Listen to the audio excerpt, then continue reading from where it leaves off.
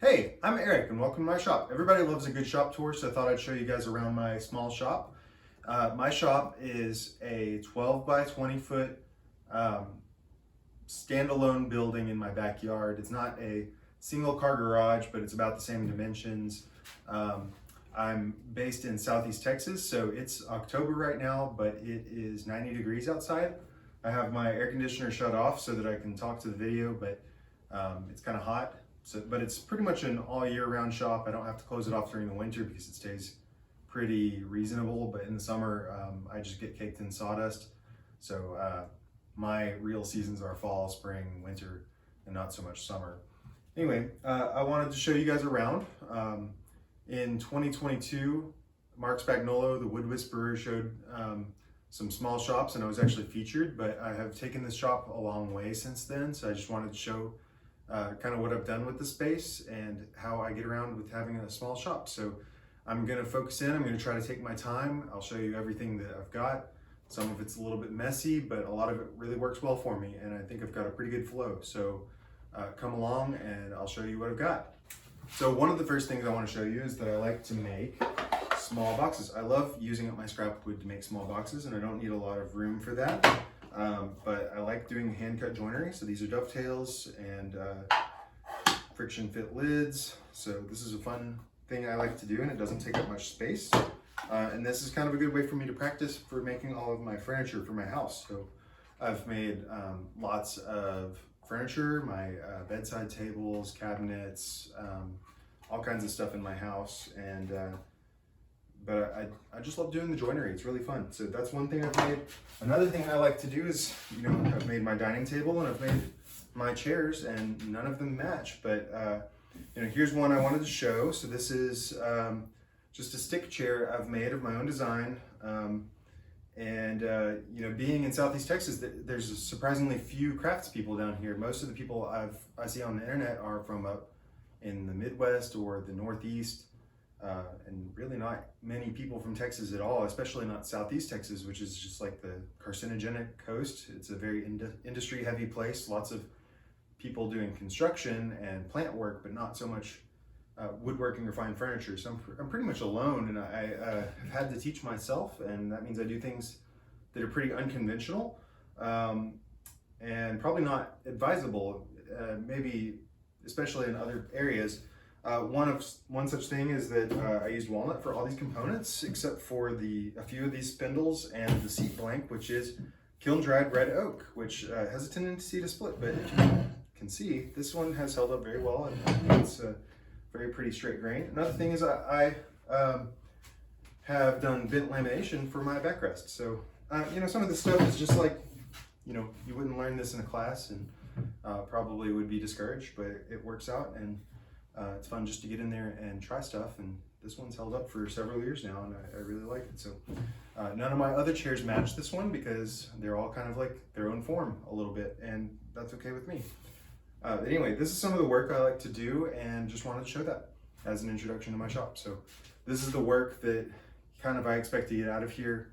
I do make tables and cabinetry that can be 5 foot, 6 foot wide, long pieces. So I do need a little bit of length to work with, but for the most part, my components are like this one's 18 by 18, I think, on the maximum dimensions of the seat blank, and all the other components around that same length. So I really don't need more than like 3 foot worth of working space for 90% of my projects.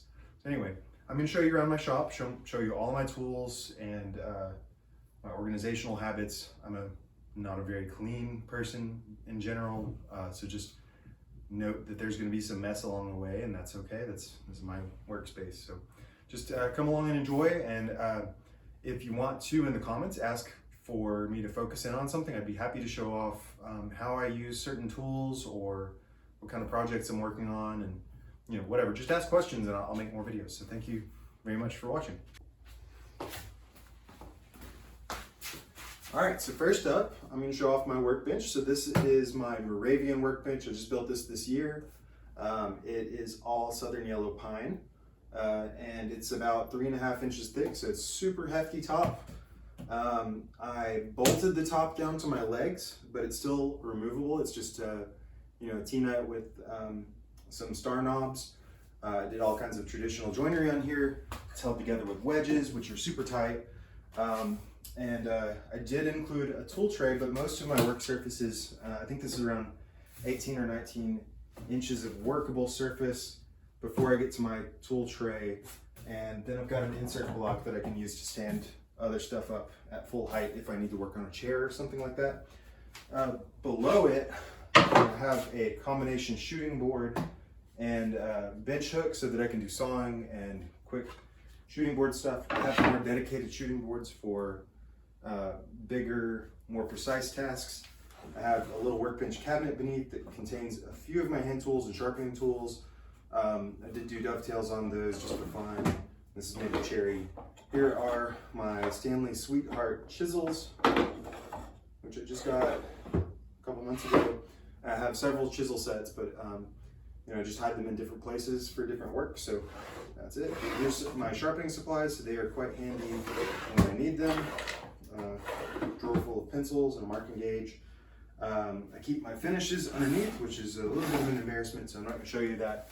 They're quite messy down there.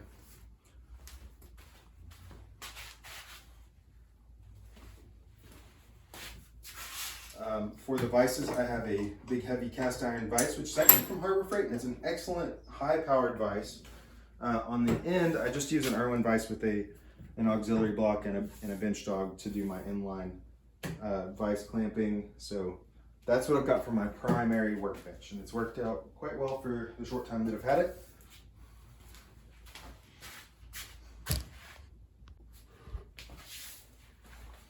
Here is kind of the center point of my power tool arsenal. I have a saw stop with the big fence. It is not a 3 horsepower saw stop that most people get. It's actually a 1.75 horsepower that runs on 120 volt. I don't have any 220 in my shop, so for the time being, I felt like it was best for me just to get something that I could move around in the shop. And I really don't have a problem with it bogging down. I do take my time. I take multiple passes on resawing or whatever. But this thing has been incredible. I love the fence. It's so wide and huge, and I actually run it off into my table or into my workbench for my outfeed, and that works out great. So I have it on one of these Bora caster systems that helps me move it around quite easily, but I don't really move it around much. But it works awesome, and I wouldn't recommend a different saw. I've had several in the past that I haven't just loved until I got to this one, and I think I'll be keeping this one for many, many years to come.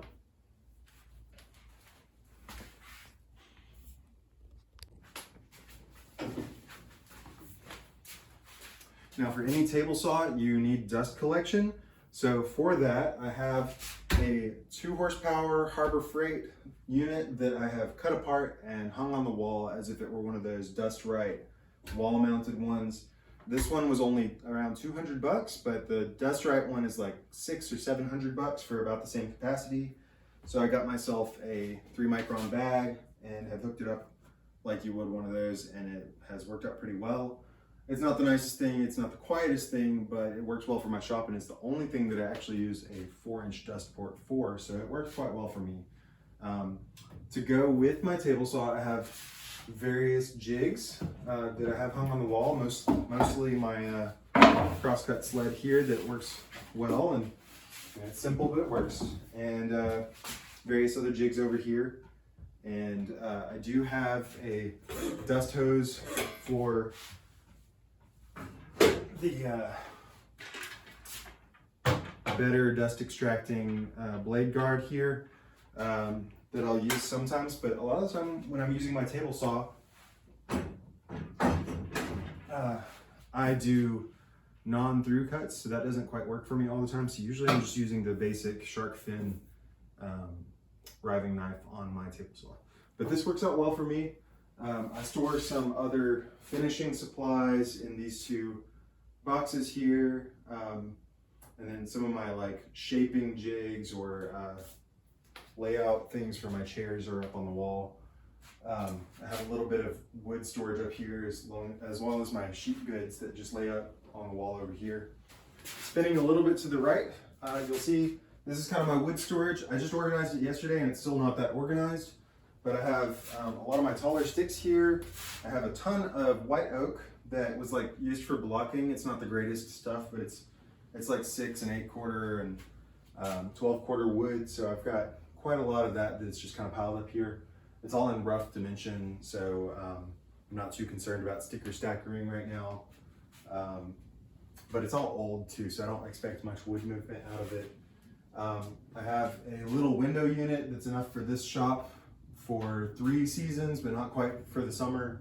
I just have a furnace filter stuck to the front of it with a piece of wire that keeps it from sucking in too much dust. It's ugly, but it works. Over here, I have an oscillating spindle sander and edge sander that I use. This is pretty much my only dedicated sander in the shop. Beneath it is just some storage for various things that I don't have a better place for. There's some like scroll saw blades and sandpaper and whatever in there. Beneath it is where I store my domino, and I've got a laser engraver for small parts, just if I want to include a design and personalize some small boxes. That's enough for that. It's a laser pecker #1, I think it's the original one. And it works great for me. It runs from my phone, and I don't have to do a whole lot of CAD kind of stuff or anything like that. It's all very stripped down for iPhone usage and whatever. Right here is my router table. It's a little bit janky, but it is I have a skill router installed in it, and the Jessam router lift 1, master lift I think is what it's called, that lets me lift and lower it from above the table, which is awesome. The bottom is pretty ugly, but it stores all my router bits, of course, and I've got several routers stored beneath and some router based jigs that can kind of stay hidden in there. It does have a dust port in the back, but I also have one for below when I'm doing the dados or whatever. So it's ugly, but I can stick a hose in here and it will help provide some downdraft for that table. Behind it, I've got some more jigs and my dust hose accessories.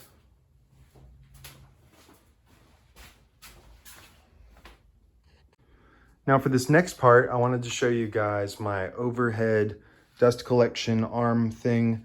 So this is something I took from Lincoln Street Woodworks on YouTube. Then he made a boom arm, and this rotates around so that my dust hose can reach any tool in the whole shop.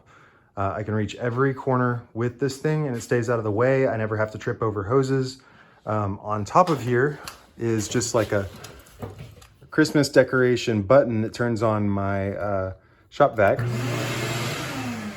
and another button that has a timer for my air filtration unit that I made myself. Above this is where I store my track saw track, and this is just above my doors to my backyard.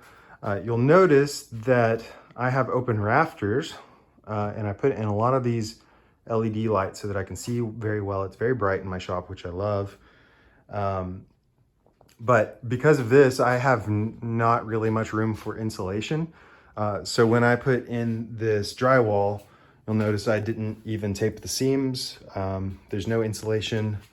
It does get hot in here, but mostly I put the drywall in so I'd have a flat surface for French cleats, and also to brighten up the place because it was just like black paper under there before. One oddity of my house is that I've got a bunch of skylights. And you'll notice I've got these covers on them that the squirrels have destroyed. But my house had an abundance of skylights, so if I wanted to drywall the ceiling, it would be kind of complicated for me.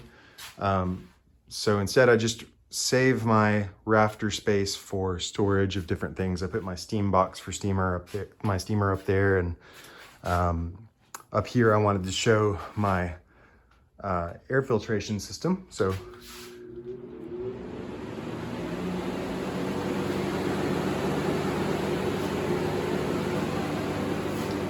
you'll see this is actually 2 box fans that I've strapped together. So it's actually got quite a lot of CFM force that I run with a filter, and it I think moves more air than even some of those Powermatic ones and whatever. They're just two $20 box fans that I built a little unit around and I put a furnace filter in front of it that's changeable, though I don't change it very often. And every now and then I'll vacuum that out, and that's kind of how I clean the air instead of buying a dedicated air cleaner. So down here, I have my DeWalt 735 that is wonderful.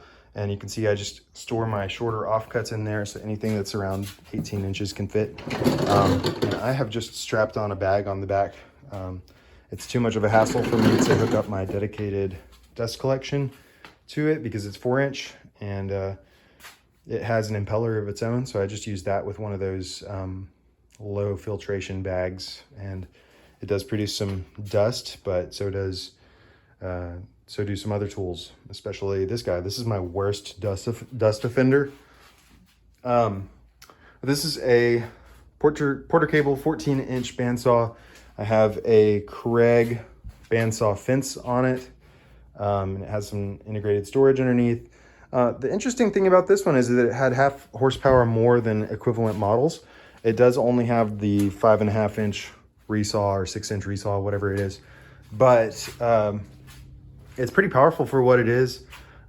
It's probably not the tightest machine in the world. It's a little noisy, but it works. It doesn't give me any trouble. All right, so behind the bandsaw is my lathe. So this is actually a Win lathe. I don't remember what its capacity is, but it has, a standard size benchtop model bed, but they also offered a bed extender. So I can actually double my bed length and get somewhere around 48 inches. I don't remember exactly, but quite a lot of capacity. And I can extend this thing all the way to the wall if I want to work on table legs or something much larger. I don't do bowl turning, so that's not really a thing. My drawers are embarrassingly disorganized, so I'm not going to show in there, but I do store some wood down here, which kind of helps weigh down the table. And I use mostly those carbide tipped carving tools for my lathe. As a help to plane wellness, which y'all should check out, I did a little course building this miniature workbench. This was actually meant to be a benchtop workbench for someone who doesn't have one already. And I came up with kind of a cheaper version of a Mox and Vise by just using 1/4-20 bolts and screwing on this front plate so that you can use the entire bench surface as a big vise. The other side has the same thing. So you can clamp, I don't know, this is probably like 3 foot long right here. So you could do a 3 foot long case dovetails in a Mox and Vise using this little thing. But it's also Southern Yellow Pine, and kind of works as an auxiliary bench for me just to store extra parts on and whatever. Next to it, I've just got a Harbor Freight drill press. I've got a new table coming in this week, so I'm excited about that. And it's got, my drill bit, storage, and hardware, screws, stuff like that. Let me go back over here to the left. So I've got some safety equipment for the lathe, just a apron and dust shield, some little hand clamps, sandpaper storage, a little router dado jig, some quick screw grabbing, and files and whatever. Over here I've got my drills, and one thing that I use quite a lot is hot glue. So I've got a lot of these Harbor Freight Bauer brand stuff because the batteries are only like 20 or 30 bucks as opposed to 100 each, like with some of the bigger name brands. So if they get messed up, I don't really care as much, but I do use Milwaukee as well for the 12-volt line so that I can use their pin nailer, but got some of these Harbor Freight brad nailers, and they work great. So I've got some of my lesser used stuff just kind of redacted to the corner over here, some electrical cords and whatever. Got several parallel clamps stored under here on these Rockler parallel clamp holders. Up above, I'll back up. I've got this little loft that is probably the most disorganized part of my shop, but I figured I'd show it. So up here is just some storage of various things I don't really use. I've got a little job site table saw. And over here is really kind of my extractor system. So you'll see I've got a shop vac, which I have actually routed out of the side of the wall so that it vents the fine particulates outside and not into the shop, dirtying up the air. It runs into a dust topper from Home Depot that runs onto my boom arm. So here's another view of the boom arm. I'll move it around so that you can see it. So you can see it booms over anywhere so that I can get that hose to any machine anywhere in the shop. And I can clean my floors, whatever I need to do. So that works so well. Thank you, Lincoln Street Woodworks, for showing that. Yeah, so here, and there's my track saw. Okay, so here is a tool wall. So you'll see I've got two shooting boards up here, one right there and the other one right there. So one of these is made for cutting bevels with a hand plane, and that's a super sweet way of getting things done. I've got a lot of my marking and measuring, some saws.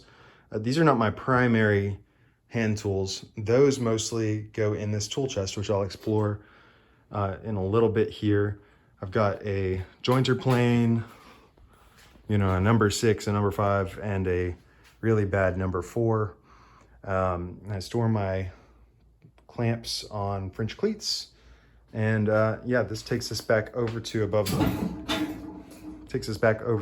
the table saw and all that. So let's go over here into my toolbox. So this is kind of a traveling anarchist tool chest based on the Megan Fitzpatrick and Christopher Schwartz line, but mine is probably not as refined. I didn't put the dust seals on it, but you'll see I've got a little tool till for just some small things. I've got my mortise chisel here, a set of dividers. Here's some wax. Here is some stropping compound, an eraser pencil. This is my strop, which is just a loose strop, and I can unwind that and get a quick razor edge on things. Here's just a multi screwdriver, and I use a toothbrush. This is a leftover from my son. It's Thomas the Tank Engine brand, and I use that to scrub out my plane mouths when I'm done with them. So I'll start with the saws. So this is a rip carcass saw. So I use this mainly as my tenon saw. So it's in there, easy to access immediately. Down here, I have several others. So here is another carcass saw that is a crosscut Veritas carcass saw. Next to that is my dovetail saw, which is again a Veritas dovetail saw. I think that's the aggressive one, not the fine cut one. I have the New Concepts fret saw next to its big brother, the coping saw. So I love the New Concepts saws, they're incredible. I'm a big Veritas fanboy, so that's most of what is in here, but you'll see some cheaper stuff too. So I'll get into the Veritas stuff last, but here are some Wood River chisels. So they are very functional. They are butt chisels, so they're very short, and I like that. They're very comfortable in my hand. And I've got the set of 4 here with a Veritas marking knife that I have cosmonized by taking a flat on it so it doesn't roll off the bench. I have a pretty cheap combination square, but I don't have any problem with that. I've got a double gauge here for mortises, just a cheap $1 awl from Harbor Freight. A little screwdriver for some of the set screws in the Veritas stuff, and here's like a spear point knife, also from Lee Valley, along with a brass chisel mallet that has greened on me. Okay, so now it's time for Veritas and other planes. So I'm gonna take this till out of the way. And all right, first and foremost, I love doing these little specialized setups, but here is a setup for my plow plane. So everything is stored nicely in here. Here's my fence. I can just take that out and put it into my tool, but everything fits in here so that they're not going anywhere as long as the chest doesn't fall over. I have a smoother, a low angle smoother, a low angle jack plane. Here is a bench dog shoulder plane. It's probably not the nicest one ever, but it works. Similarly, here is a bench dog router plane, which I have no complaints about. It's really nice. And I find this to be one of the most functional planes I have, but here is a skew block plane from Veritas. So I have a depth stop on it, which is an excellent accessory. I put a modified fence on there so that I can have a little bit more thickness on it. And yeah, this helps you to cut rabbets, but it still functions as a nice block plane. I also have a file in here, some extra blades hidden down there. But yeah, this is my tool chest. So here, I'll zoom out a little bit so you can see everything inside of it. It's very pretty and very functional. Probably need to rebuild it out of cherry or something to be a little bit prettier, but it works really well, even though it's pine and it's just painted and it's dusty, but it's got so much pretty stuff on the inside. It's what's inside that counts. So yeah, for the most part, I think that's everything. I've got some of these other tools up here, but I'll give you one more quick sweep of the shop. And I need to stop pretty soon because I am getting very sweaty with my AC off. Anyway, here's the shop again. So there's the saw stop, that back corner. Here we go. I'm gonna rotate the other way. Tool wall, chair, workbench. And that's about it. So thank you guys. I hope this was really useful to you. Hey guys, thank you so much for joining me on this little shop tour. I hope you enjoyed it. Just let me know if you have any questions or if you want to know more about my setup or have a more detailed tour about what my tools do and why I picked them. You might have noticed I don't have a jointer. I actually had one until yesterday when I sold it. I just found that with my space, I really couldn't afford that extra stuff, and figured I'd use my hand tools, my planer with a sled, or my track saw to help with jointing. I also get things straight line ripped. So let me know if you have any questions about my workflow and all of that. I hope you enjoyed it. Have a good day. Bye.